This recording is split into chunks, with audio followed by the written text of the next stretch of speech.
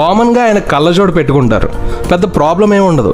కానీ కోపం వచ్చినప్పుడు మాత్రం కళ్ళజోడు పట్టుకుంటారు. ప్రాబ్లం కాదు, చాలా పెద్ద ప్రమాదం రాబోతున్నట్లే. తప్పు చేస్తే కొడుకుని కూడా కాటికి పంపించిన క్యారెక్టరైజేషన్. ఇలాంటి సినిమా మన హీరోలకు పడలేదేంట్రా అని చాలామందిని అసూయ పడేలా చేసిన పిక్చరైజేషన్. ప్రతి 10 నిమిషాలకి ఫుల్ కిక్ ఇచ్చే హై లెవెల్ ఎలివేషన్. ఇలా చాలా హైలైట్స్తో ప్యాక్ చేసి ఫ్యాన్స్కి పూనకాలు ఇచ్చిన సినిమా అది. మెయిన్లీ చెప్పుకోవాల్సింది ఈ సినిమా బ్యాక్గ్రౌండ్ స్కోర్ గురించి. నెల్సన్ గారి స్క్రీన్ ప్లేకి, అనిరుద్ధ్ గారు ఇచ్చిన బ్యాక్గ్రౌండ్ స్కోర్కి ప్రతి సీన్ నెక్స్ట్ లెవెల్కి వెళ్ళిపోయింది.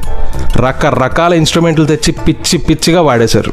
అబ్బా ఏం వాడకవయ్యా అబ్బో. సరిగ్గా చెప్పాలంటే సగం సినిమాని మన బక్కాయన భుజాల మీదే పెట్టేసుకుని మోసి మరీ హిట్ చేశారు.